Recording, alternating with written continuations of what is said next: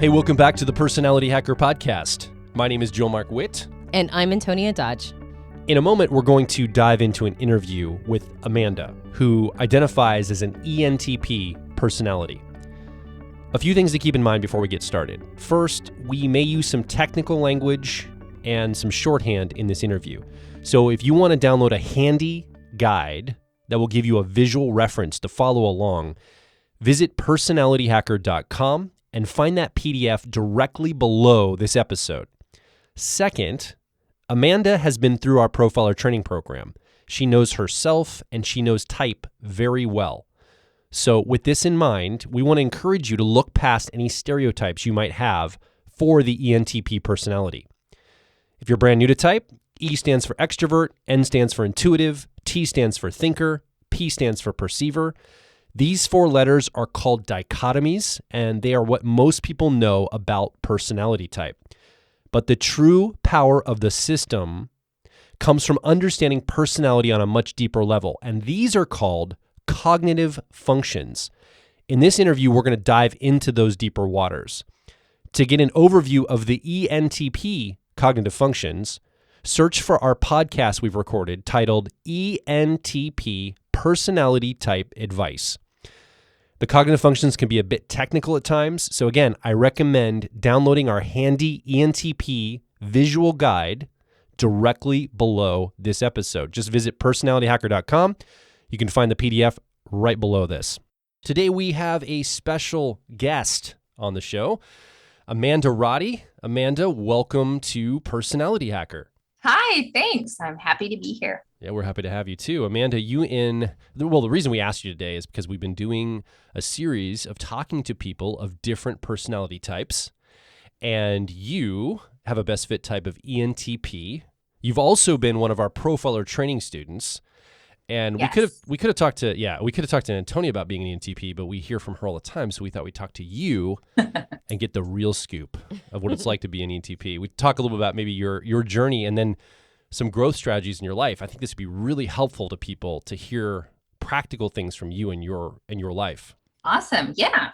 So with that in mind, Amanda, what do we need to know about Amanda Roddy? Well, I'm a speech language pathologist. I've been one for going on 15 years. I'm a mom of two crazy kids, and I am also a big nerd, and I am fascinated with personality typing. Well, that's of course why we have you as our guest this week on the show.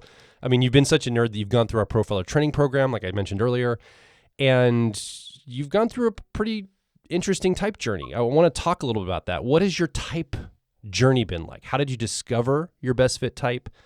Was it a challenge? Was it right away? Like, what was that like for you? No, right at first, I had a friend introduce me to Briggs, and really it was just like those silly memes like, what kind of Disney princess are you? Or what kind of Harry Potter character are you? I tested as an ENTJ, and it was helpful, even though like that's not the type that I settled on. It was the N and the T, like, okay, this is starting to make sense a little bit. And I found it very fascinating. And then the more I started reading about ENTJs, I was like, man, I'm like the laziest ENTJ ever. And so like, well, this doesn't feel right. Then I started being like, do I need to do something with my life? Like, what's going on? And so I started reading a little bit more, and like those little online tests, they're not real accurate if you don't know the language or have not spent a whole lot of time introspecting. And so the longer or the more time I took, the more time I was reading about it and just becoming more familiar with the terms. Then I came out as an ENTP, and I was like, oh, okay, I can be a fairly successful ENTP. Okay, this makes sense. But it was pretty light right at first. Like, it's interesting. It's fun to read the little articles. And then I was diagnosed with breast cancer and spent the better part of the year just, in pain and in and out of hospitals and whatnot. And like kind of lost some of my identity to that in an effort to recover my identity, to recover, like, I'm tired of being a sick person. I'm tired of being, a cancer patient. I wanted to be more me. whatever that was. And so like really dove into what is an ENTP? What are we made up of? I had seen the cognitive processes before, but I did not understand them until I started listening to y'all's podcast. Then it was just like a whole new world. I really like dove into it to understand myself, to understand people around me, to understand like just it was a huge game changer for me. I didn't know that you had gone through that during that time period in your life. And what's interesting is as you're talking, I'm identifying so much. The same thing happened to me. When I first tested, I tested as an ENTJ. And I thought that I was the laziest ENTJ that ever was. And it's the same question, should I be taking over a country right now? Like, what's the purpose of my life? And I mean, obviously that's, for those, for you, if listening, if you're an ENTJ, obviously that's a stereotype. But it wasn't until I discovered I was an ENTP that things started to finally click. And then when you talked about going through that time period in your life and almost losing your identity and trying to figure out who you are, that's something that I've kind of struggled with myself, this idea of identity. Is that something that you've sort of generally had some challenge around too, like getting specific on that? Well, what I heard, Amanda, too, is that you lost your identity to being a cancer patient. Yeah, exactly. Is that correct? Yeah, like when you're sick, or when I was sick, I can't generalize for everyone, but when I was sick, so many people try to, encourage you, like you're a fighter, you're a this. And then, I'm also like a patient, you can kind of start feeling a little victim-y. And I just wanted to stop being all of those things and just be Amanda. Antonia, what you're saying, like with identity is interesting because, in high school, most kids kind of experiment with like who their identity, like I'm a skater or I'm an art student, I'm a this, I'm a that. And I never really did that. It was just kind of like, well, I don't know, I'm Amanda. And sometimes I think that made it easier to lose my identity, lose my sense of self. So the personality, going back to the personality type, was a way to regain that. I understand what you're saying very much. It's like you didn't. I mean, if I'm hearing you correctly, and I don't want to project myself onto your story too much. I mean, it's hard when you hear somebody of your type talking about their experiences to not massively identify, right? But right. And then also project your stuff onto them. So please don't let me do that.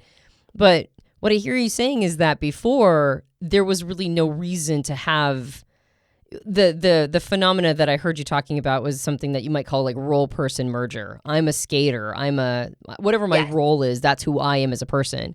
And you never did that. And so there was no like real clear attachment to some specific identity based on, these arbitrary things.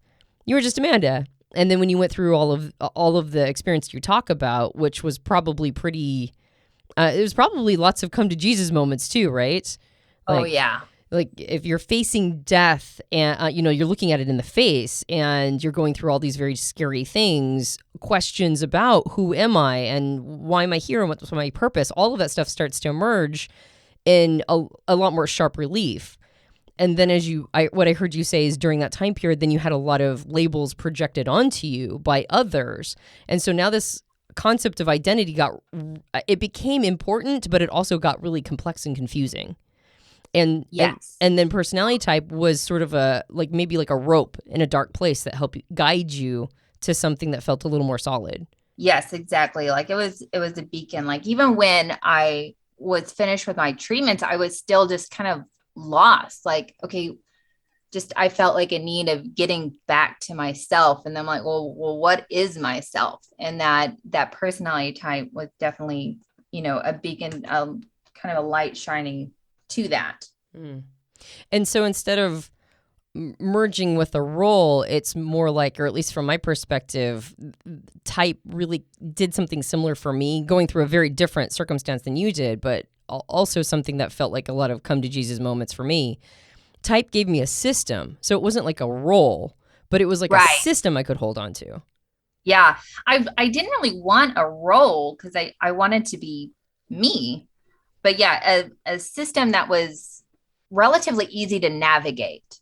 Yeah, so cognitive functions, I'm sure, because that fleshes out the system and turns it a little bit more textured. When you got Yes. into cognitive functions, that sounds like that was kind of a pivotal moment too. Oh yeah, pivotal moment to understand myself and also to kind of give direction to myself, but as well as understanding the people in my life and making my relationships with them so much more meaningful when I could understand the actual like cognitive processes that they were most likely using.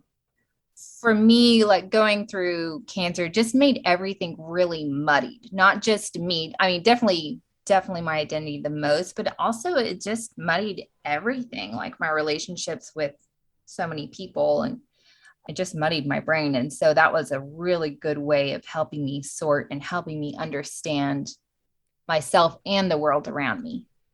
So would you say you lacked clarity and this provided clarity, the model of personality type? Yes. Okay. Because I remember actually when you came to our profiler training event, I remember having conversation with you, and sometimes you seemed like you were searching for clarity in those moments.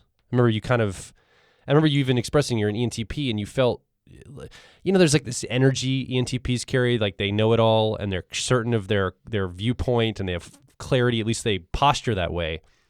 And I could tell that you were like, I mean, you weren't necessarily fully struggling with it. I don't want to throw you under the bus here. And like, you were completely confused and in a fog and a You are cloud. so lost. Yeah, no, that's not what I'm trying to indicate. I mean, you were with it. It just, I think I resonate with what you're saying, having experienced you, I think shortly after this moment, like you were still getting that back. Clarity was still clicking in for you.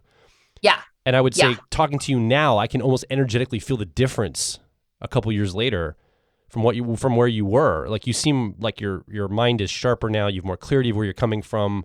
Like it seems like it's worked, and it's worked well. Yeah, it was a long path, but it was good.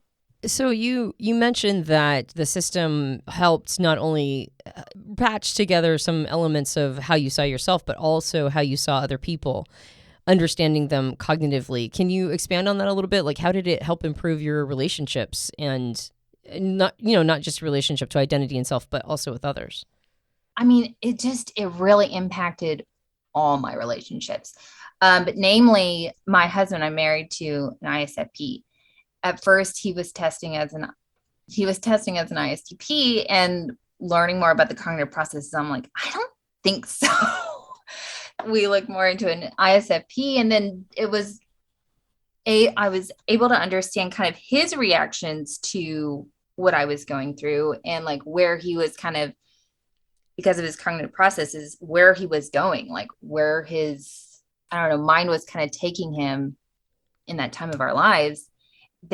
He still tells people like, we have things that in our lives that would have been like a pretty significant fight or disagreement have ended up being like legitimate discussions, not just people calling it discussions because they don't like to say they fight. But like discussions, because I can come from a place of understanding cognitive function. So I'm like, oh, so when you say this, are you thinking this? Are you meaning this?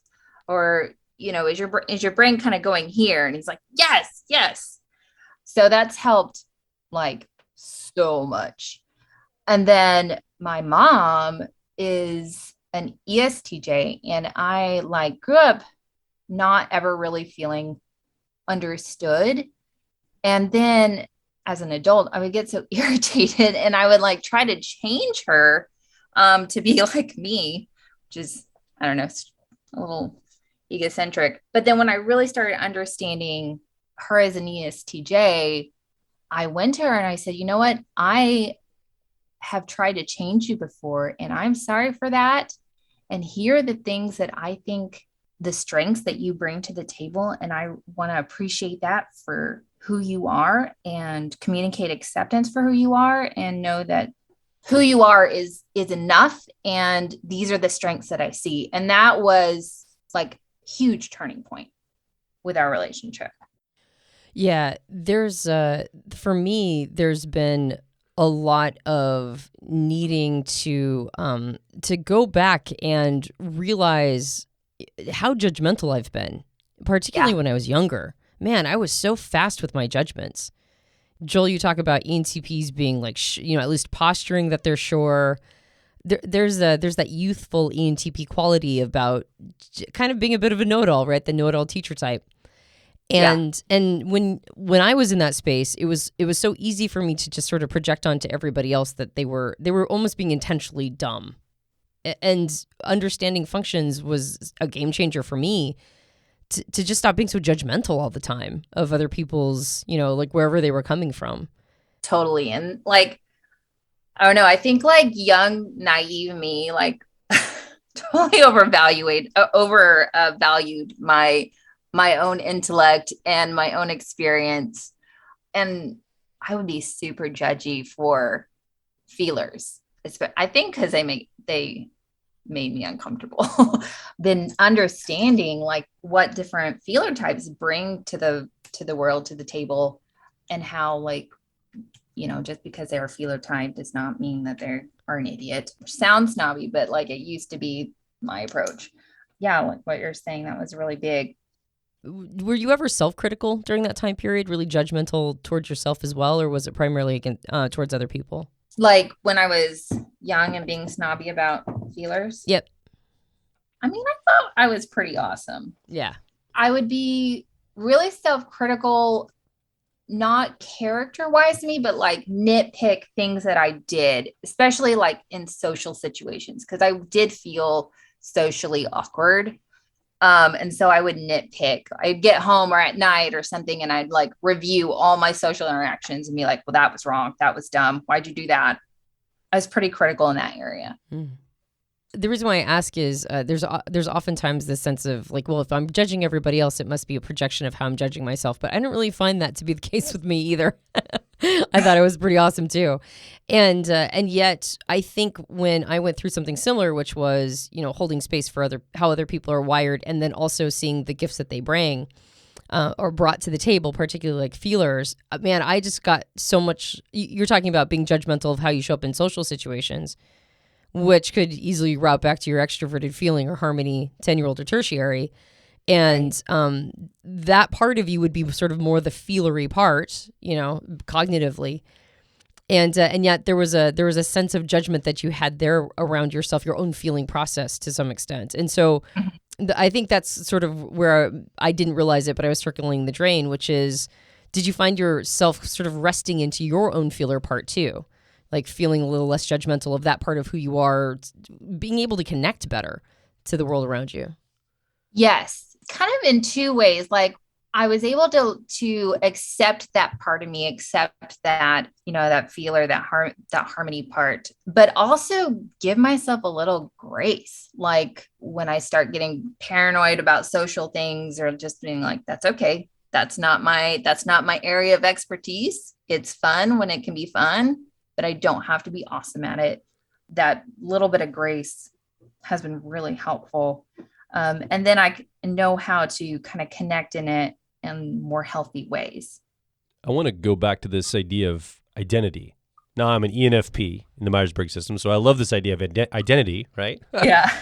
It's like the world I swim in, so I'm like super fascinated by this. And you said that personality type really helped you get a sense of identity, but I'm guessing it's more than just, oh, I'm an ENTP and here's how my cognition's wired. It's more of a sense of like, I guess maybe you could speak to what do you mean by it gave you a sense of identity? Like, do you know yourself more now? Do you just know your growth path of where you're supposed to go? Do you just know your relation to other people?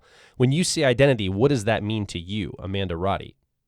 Kind of all the above. Like I wanted to know, like, what direction do I need to be in? Where am I going to be as far as like, I even kind of went through a career evaluation.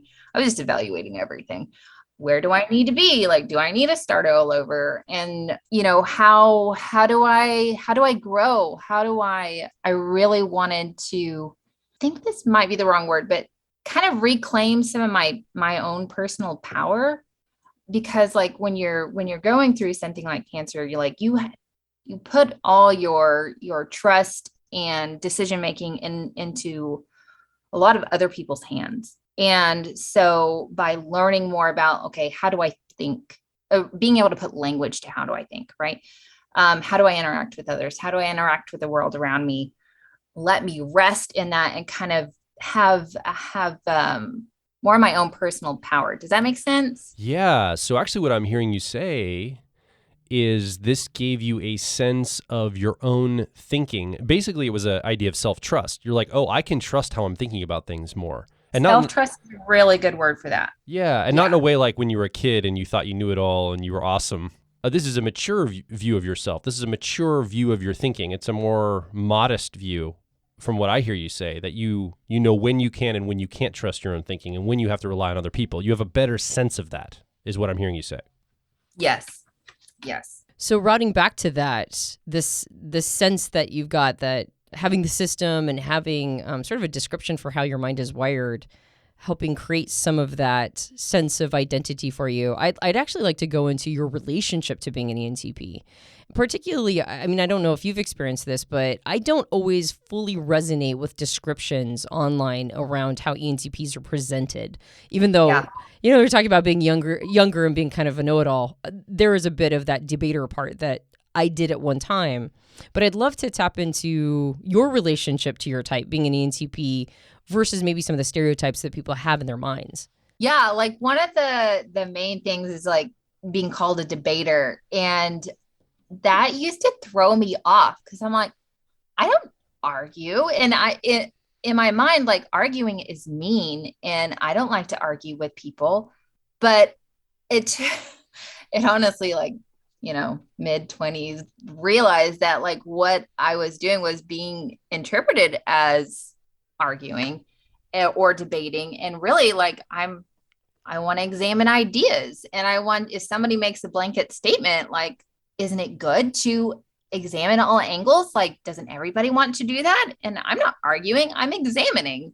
It took me a minute to connect that whole idea of like ENTPs are debaters. So I'm like, I don't debate. Like, debate sounds so aggressive and formal. And I'm idea examining, but to connect those two together, like what I'm thinking is talking about an idea could be seen as debating or arguing. So that would throw me off a lot. And then one of the stereotypes is like being cocky. And I thought about that. And I'm like, I don't know about that. And then I'm like, oh no.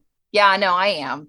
I say, oh yeah, I'm so awesome. And I generally I believe that most of the time. So it took me a minute to be like, oh yeah, that there might be a little truth to that. Not in like the stereotype, like, I don't know. It's presented as a ENTP woman, like the ENTP stereotypes are often like really masculine. And so to look at it from like a more female perspective, I'm like, okay, maybe that is a little cocky. I want to ask you a little bit about that idea of being a woman as an ENTP. I mean, you mentioned that almost like a one-off. You're like, yeah, and as a woman, it's masculine and more manly stereotypes projected on, blah, blah, blah. But I'm sure that's affected your life. And how has that affected your life as an ENTP woman? Yeah. So at first I used to think like before type, I had 3 younger brothers. And so I thought it was like, I just spent a lot of time with boys. And it's easier to kind of get to know boys, men, than to establish female friends. Female friends take forever. And so I just thought, it's because I was raised with 3 brothers. But then finding out like ENTP, that as a woman, that it comes across as maybe more masculine or just like, I don't know, I noticed differences between like my female friends. Yeah.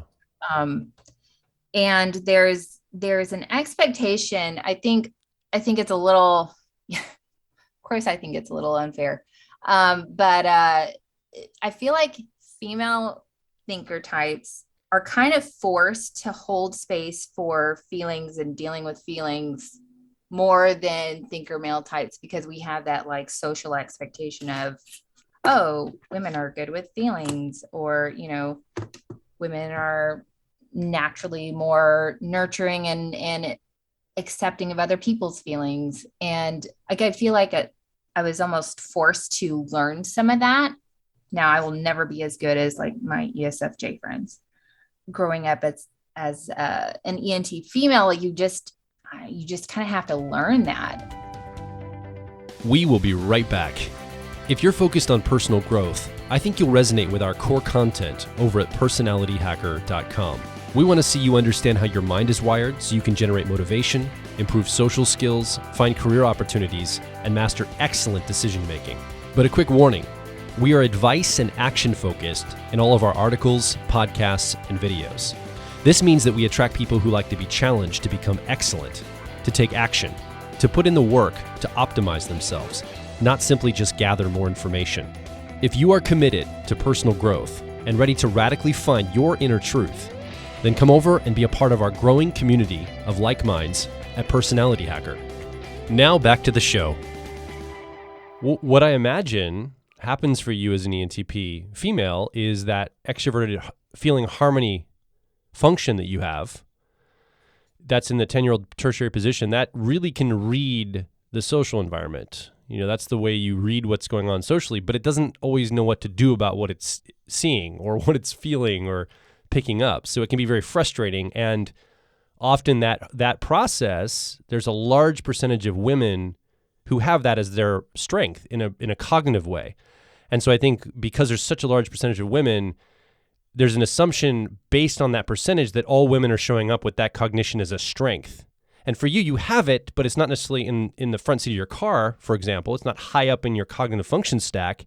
So you're reading what's going on, but probably the frustration is you don't always know what the right thing to do about what you're seeing in the social dynamics. Oh, yeah. Yeah. And like, even now I'm a lead at the clinic I work at. And so I work with several of other women, and I'll go, okay, you look like something is bothering you. This is what your face is doing. This is what your behavior is. What's going on? Because I don't always know. I'm like, please tell me exactly what to do. I've got little tricks. I can navigate things, but when it gets a little bit more nuanced, sometimes I feel like at a loss. Like my go-to when somebody's upset is I hug them. That doesn't work. I'm like, okay, shoot. What do I do now? You have like one trick. I have one trick. Well, and it's so funny that you say, tell me exactly what to do, because and man alive, I've said that so many times. Like if you give me very specific direction on how to meet your need, I will absolutely do that. Just give me all the information I need to be able to get your need met. And yes. Because if I'm lacking information, I can't do it. It has nothing to do with willingness. It just has to do with me not having enough information. And I think sometimes it feels crude to others. Like I'm not supposed to tell you exactly. Like you're supposed to kind of guess. You're supposed to sort of know. Yeah. And I feel that pressure of like, oh, I'm supposed to know this.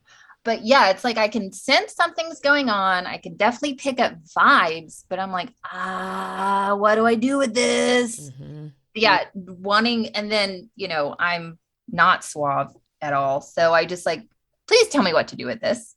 Yeah. I would love to hear your experience navigating the world, having introverted thinking or accuracy as your co-pilot or auxiliary function. It's a strength for you. It's part of how you're supposed to be showing up to the world, ostensibly, but it can be a tricky function to master. So I'd love to hear your experience in using and or developing that function for yourself. Yeah, well, I had the good fortune of taking formal logic in high school. I loved it. Like, I was like, oh, this is amazing. And I just kind of instinctually got it. And then, watching the news or people talk while learning about logic is hilarious because you're like, oh, that's a fallacy. Oh, that's a fallacy. Bandwagon. So I had that background, which has been honestly really helpful, especially as I have been learning, okay, I do have accuracy. Accuracy uses logic, and kind of going back to that background of formal logic has been really helpful. So growing up, my parents were ESTJ and ENTJ. So sometimes it didn't feel like I had enough time to use accuracy. So taking the time to slow down and like really hash things out and get all the information and really like look at what makes sense, giving myself time, that's been kind of crucial. I also use like a red flag as over relying on harmony, extrovert feeling. If I start getting like socially anxious or really like worried about like what people think, I use that as a red flag to redirect myself to accuracy. So then when I get that red flag, I go and I start becoming like really like brutally honest with myself. Like, what am I really thinking? Does this make sense? Why does it make sense? And like trying to like really hash it out inside, which helps me not over rely on that 10-year-old process of harmony. Have you become famous for being very direct with others? I was always that way. I've actually learned how to be direct without being too direct. I work with a lot of women, and you can't really, my experience is being real direct can kind of burn some bridges. And I hate burning bridges because that lowers my options, right? I've had to learn on how to be direct in a more gentle way. Yeah. Going over to what you just said, the thing that you don't like to do is anything that will lower your options. So let's head over to your dominant or driver function of extroverted intuition or exploration, which is, I'm assuming, that's the part of you that's right. It's the best.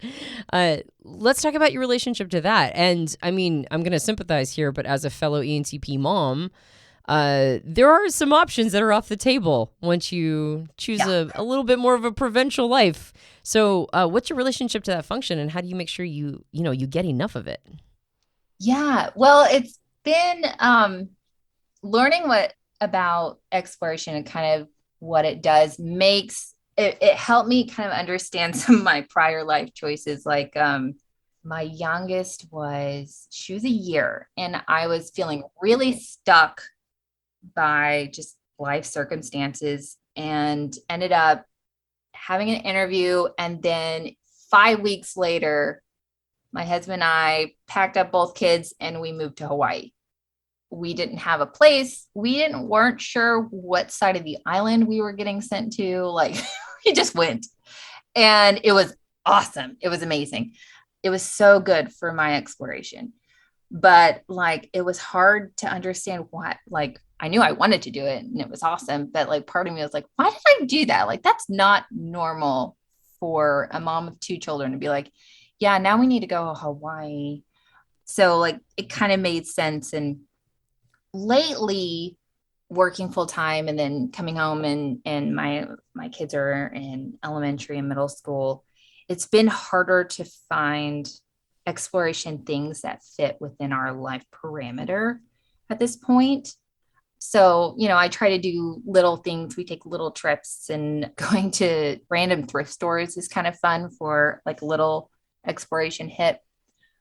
Just the way I do things. Like, I'm a speech therapist. And so like, I have one way of doing something with a kid, and then I'll target the same goal a totally different way. And then the next day I'll target it a totally different way. And it's a lot of times more for me than like, the child's fine doing the same activity again, but I'm like, no, that's boring. Let's do something different. That's kind of how I do that a little bit, to kind of put in a little bit of exploration every day. Cause I would get these urges to just move, and we've moved several times, and now we're at a life stage where we really don't think it's best for our kids to keep moving. And so I've learned that, okay, I want to move, and I have these urges of moving because it's exciting. It's fun. It's fun to learn new cultures and get like just dumped in a place, and then having to figure it out, having to figure out the different cultures and culture around you. And like when we moved to Hawaii, it was such a different culture. I just talk and ask lots of questions, and ended up learning some of the pidgin the locals will use. So the moving is really fun, and I would get like not enough exploration in my daily life. So then I'm like, I need to move. We need to move. So then learning, okay, if I do a little bit of exploration, regularly, I won't have this urge to like pick up and move. It also sounds like you said you and your husband decided you shouldn't be moving all the time for the sake of your young kids. It sounds like you've reached a level of maturity in your life where you've actually dropped down into your 3-year-old or inferior process of introverted sensing or memory. We've nicknamed it memory, where you're talking about things that are on longer timelines, more routinized, a little bit more stability. You're staying in one location.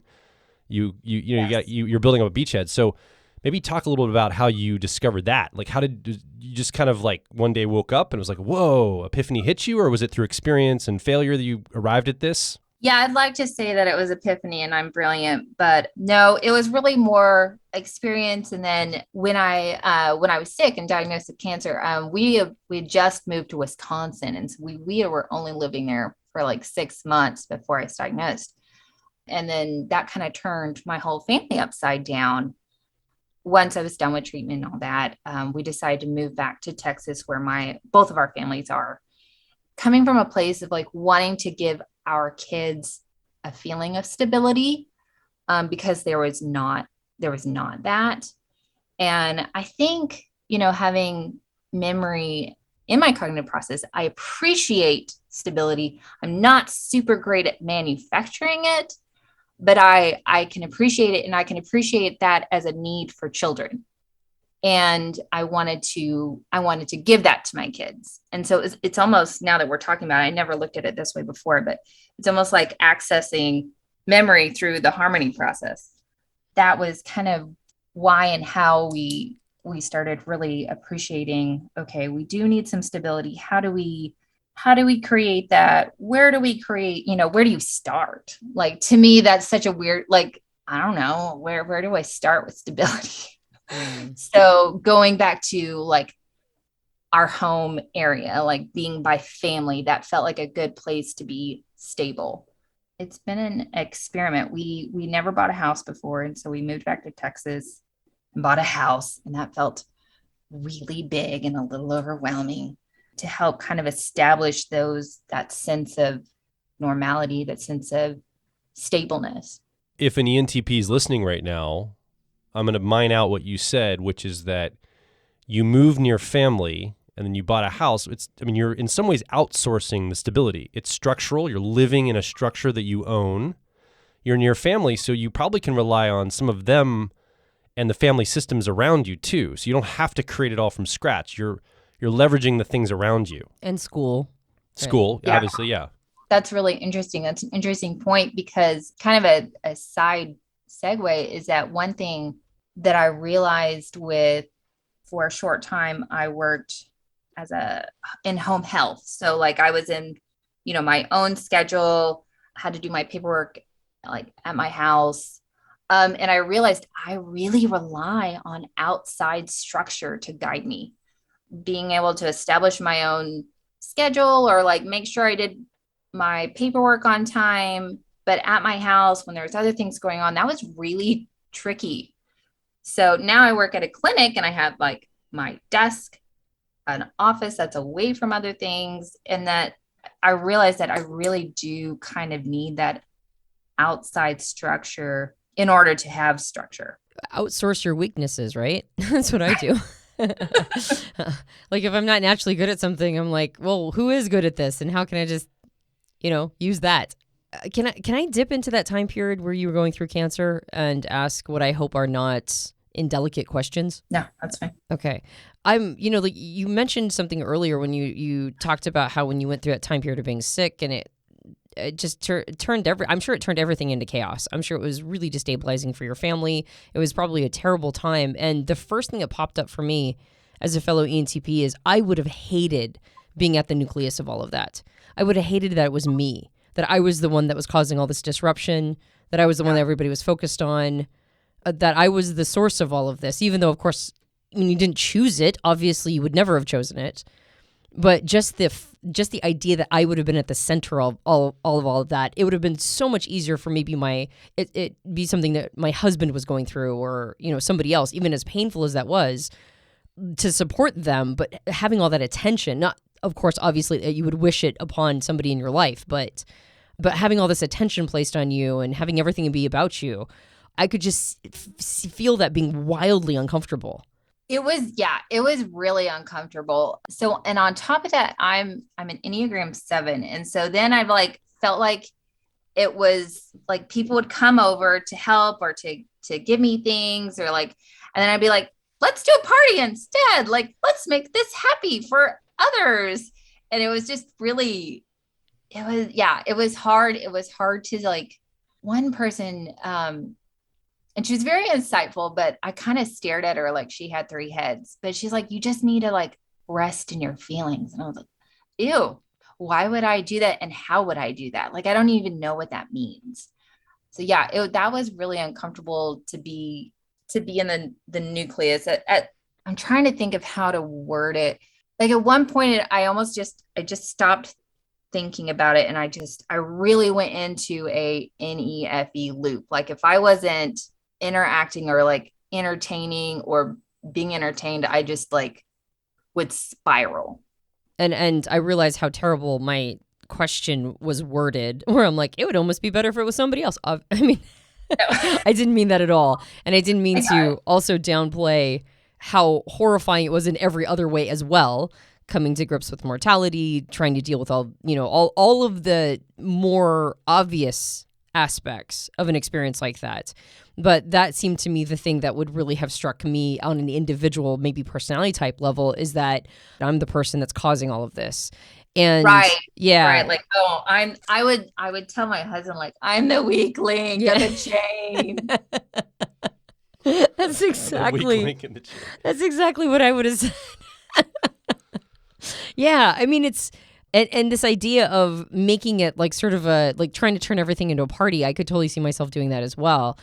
But I'm really curious to know how, as an ENTP and like you mentioned as an Enneagram 7, how much did you have to just sort of maybe not even rest into your feelings, which would of course have been hard, and I would have looked at somebody with three heads too, or as if they had three heads, but just rest into the truth of the matter. Like, this is what is happening. I have to acknowledge. I have to make peace with this. I have to maybe slow things down and just be present with what's happening.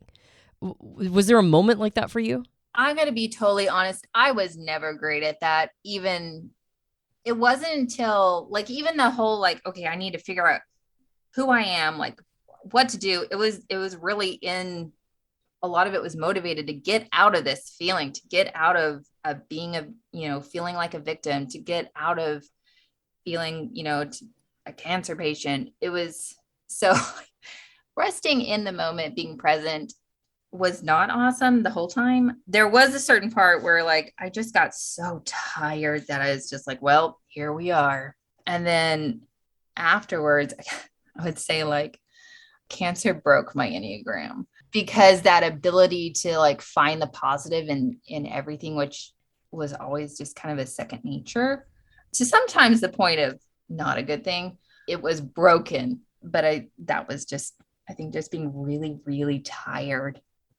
That idea of sitting with it, resting with it, like sort of acknowledging what is.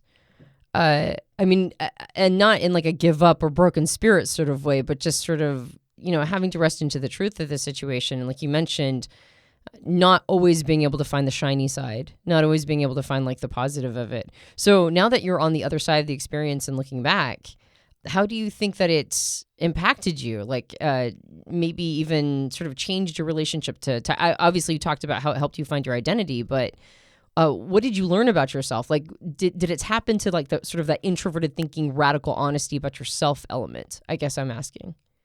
As I was recovering, it was really important to me to understand why. And I really like had this goal of like, I want to be on the other side of this. And I want to see where the positive things are. I want to see what I learned from this, what I gained from this, and not just that it was a terrible blip.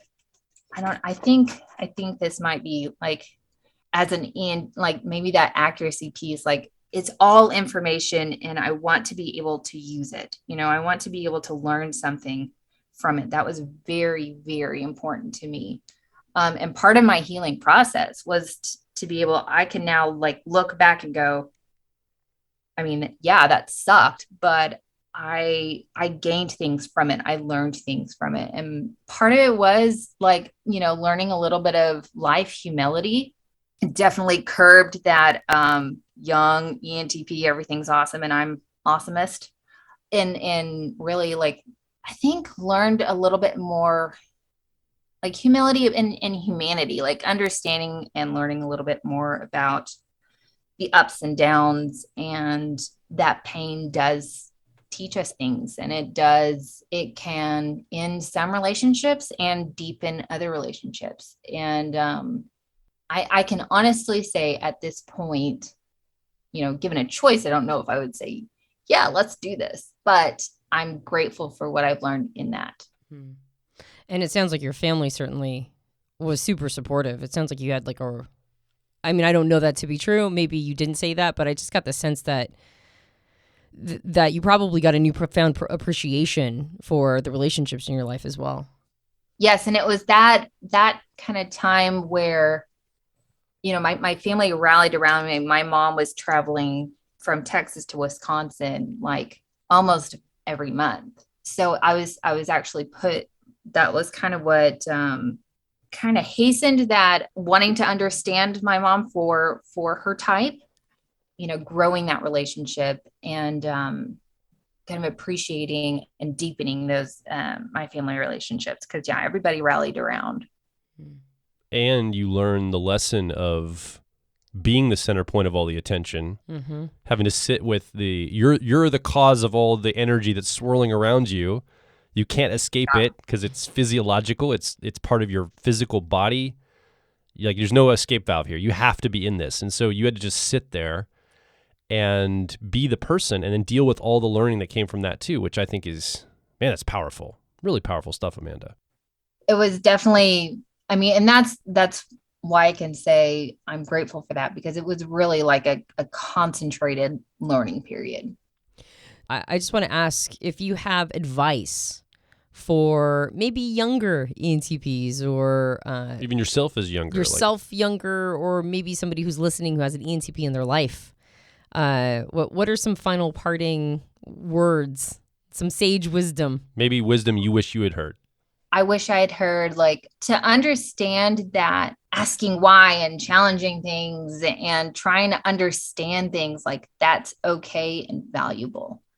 That was something that I've learned to tell myself.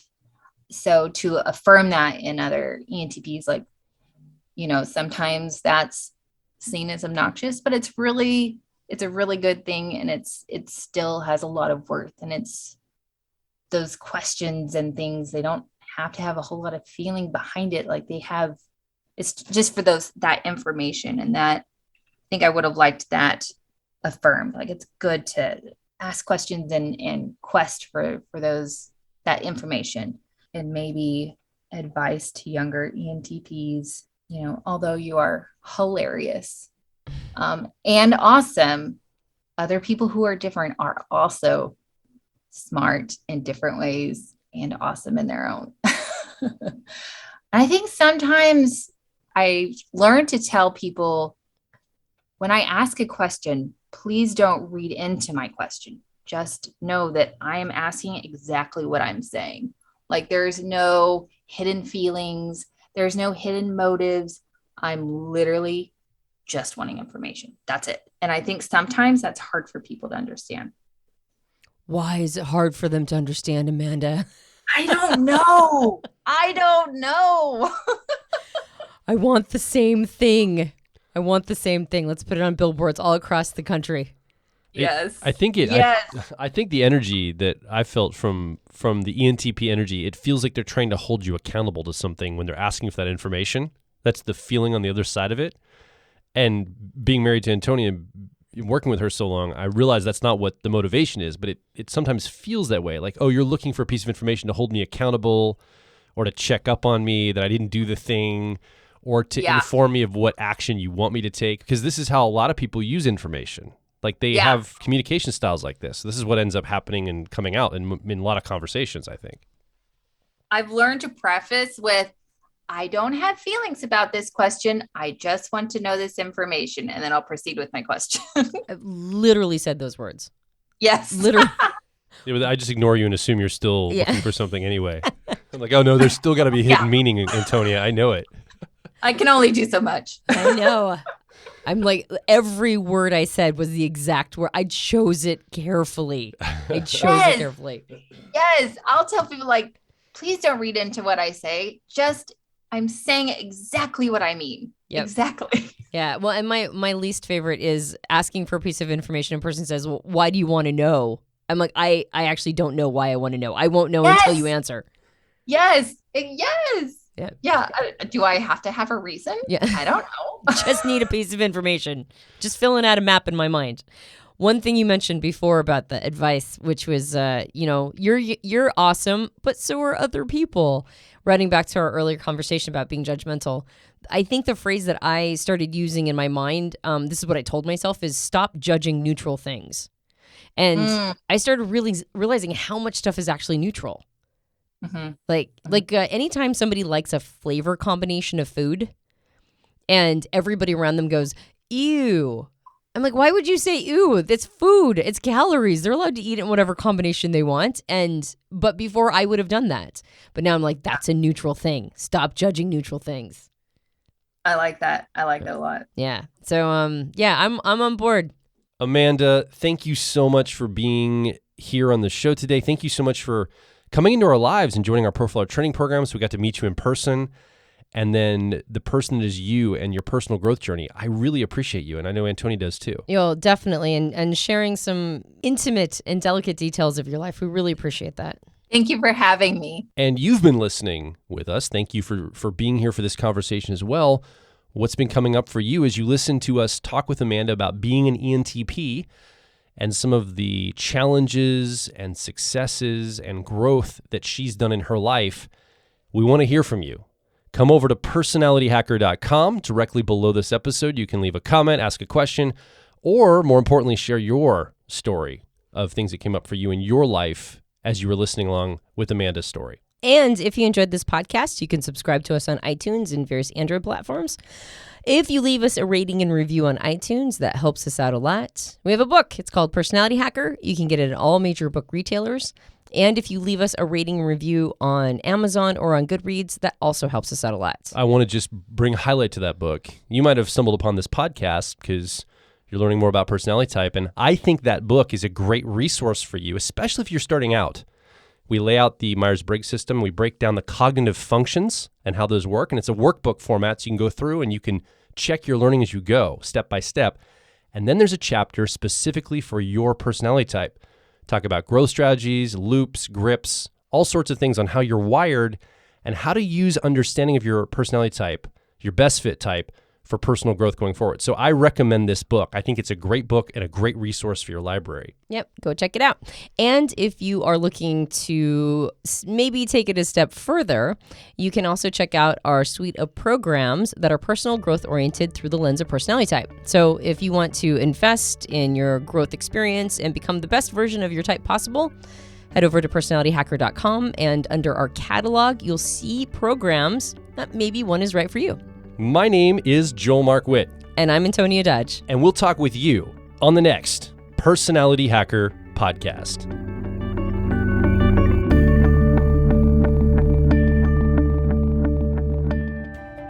If you're focused on personal growth, I think you'll resonate with our core content over at personalityhacker.com. We want to see you understand how your mind is wired so you can generate motivation, improve social skills, find career opportunities, and master excellent decision making. But a quick warning, we are advice and action focused in all of our articles, podcasts, and videos. This means that we attract people who like to be challenged to become excellent, to take action, to put in the work to optimize themselves, not simply just gather more information. If you are committed to personal growth and ready to radically find your inner truth, then come over and be a part of our growing community of like minds at Personality Hacker.